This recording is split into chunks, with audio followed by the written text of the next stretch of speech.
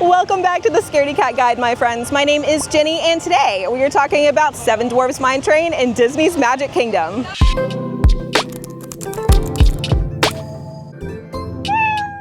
This is such a fun little coaster, but there are definitely some elements we're going to talk about if you have any sort of fear of thrill rides or roller coasters. We're going to talk about how fast it is, the drops, everything you might want to know if you're an anxious rider in Disney World. And on that note, if you're new here, this is the channel where we talk about Disney and anxiety. We talk about sensory issues and really anything that you might want to know if you're an anxious rider at Disney World, just like me. So without further ado, let's dive into those details. This little coaster contains high speeds, animatronics, a somewhat claustrophobic queue, we'll talk about that later, and of course, as a coaster, contains its fair share of twists, turns, and drops. Now let's start off by talking about those thrill elements. I know many of you are really curious how this one stacks up to other coasters in Disney World. If you're maybe not so much of a thrill seeker, you don't like those drops, you don't like the heights or the high speeds, how does this one compare? Let's talk about it. So Seven Dwarfs Mine Train actually only reaches a top speed of 34 miles per hour. To put that into perspective, Big Thunder Mountain Railroad hits a top speed of 35 miles an hour. So very, very similar when it comes to that. And the similarities don't stop there. So just like its cousin across the park, the highest drop in this attraction is 39 feet high. And you guessed it, this is almost identical to Big Thunder Mountain Railroad. So if you can handle Thunder Mountain, I think you're probably good to go on this one. In addition, I actually find Seven Dwarfs Mine Train to be a little less intense than Thunder Mountain, and the reason is it's a newer attraction. I think Thunder Mountain can kind of whip you around a little bit. It's a little tiny bit rougher,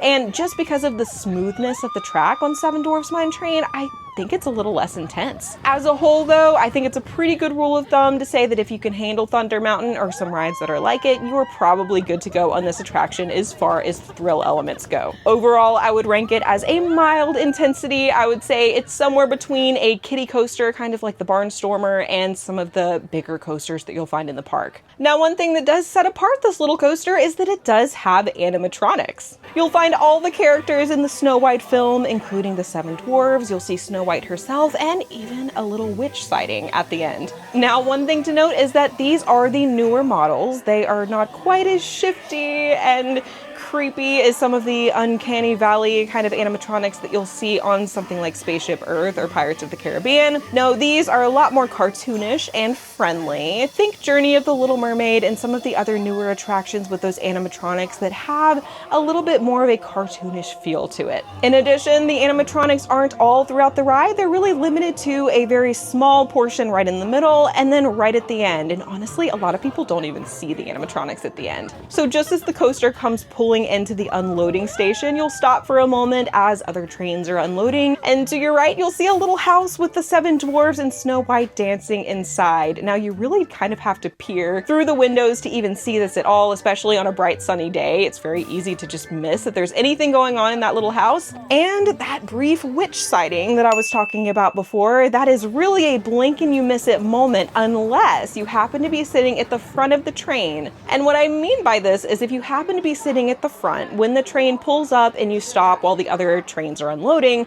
you can happen to be right next to where the witch is. Now, she is, of course, spooky. She is the witch. She looks just like she does in the cartoon, but she's not really in your face. She's not doing anything very dynamic or moving very much. She's just kind of sitting next to the door. As you can see with my footage, I was at the back of the train and I barely saw her at all. I knew she was coming, so I knew to point the camera in that direction to try to show you guys, but I wanted to let you guys know that she's there. Now let's talk that little claustrophobic moment in the queue. I would say that as a whole, the queue is not super claustrophobic. Most of it does take place outside, which is nice, lots of fresh air. Then right when you get up close to the loading station, you will go indoors. And lucky for you, there is some AC, which is wonderful on a super hot day like the one that I was filming on. But it's worth noting that you do go inside, and this part of the queue can be a little claustrophobic. Basically, you're going into the mines with the Seven Dwarfs, so it's got got this very underground mine feel to it. It's not spooky or anything like that. Honestly, it's very much like the part of the queue in Journey of the Little Mermaid, where you kind of go into the grotto kind of underground area where the animatronic of Scuttle is. There are some maybe kind of low-hanging ceilings, kind of rocky walls, that sort of thing that can make you feel kind of like you're underground, but overall, it's not crazy claustrophobic. Now, the good news about this indoor area of the queue is it is very fun and interactive. They have some very cute interactive barrels that you can spin around. They have these beautiful shining jewels in them, and really they make it very fun to be in this area. Of course, that AC definitely adds to the pleasant experience here, but it is worth noting if you are nervous about this kind of indoor, a little more claustrophobic area, it's pretty interactive, and to me it goes by very quickly because there are things to do. Now, the good news for our claustrophobic friends is that the ride time is only 2 minutes and 30 seconds. This is pretty standard for a coaster. Honestly, it's even on the shorter side. To put it into perspective, Big Thunder Mountain, the one that we have been comparing this coaster to from the beginning, is about 3.5 minutes long, so it's even shorter than that one. So if any of these elements are a little bit intense, you're kind of worried about this ride, it might be a comfort to know that you will be on and off it very quickly. Now, about those ride vehicles. Now, as a coaster, this ride system consists of a 5-car train that seats about 4 people to a car and 2 to a row. It's pretty standard as far as other coasters across the parks go. And when it comes to ride restraints, you will have a small lap bar that, you guessed it, goes across your lap, clicks into place, and keeps you very secure. In addition to that, you do have a small handle right in front of you if you need it. Now, in my experience, this coaster is pretty mild, like I said, and you don't really need that extra handlebar. But just know if you get kind of nervous with other restraints that it is a pretty standard lap bar like you will find on Thunder Mountain and some of the other smaller coasters in the parks. And I just wanted to note really quickly that I did not get a very good shot of the ride vehicles when I was boarding, unfortunately. And I wanted to give a little special thanks to our friends Attractions 360 for providing this much better look at the ride vehicles. I wanted to make sure that you had a very, very good view. Even though I got kind of a glimpse, I wanted to make sure that y'all had the full visual. So thank you so much, Attractions 360, for allowing me to use your clips.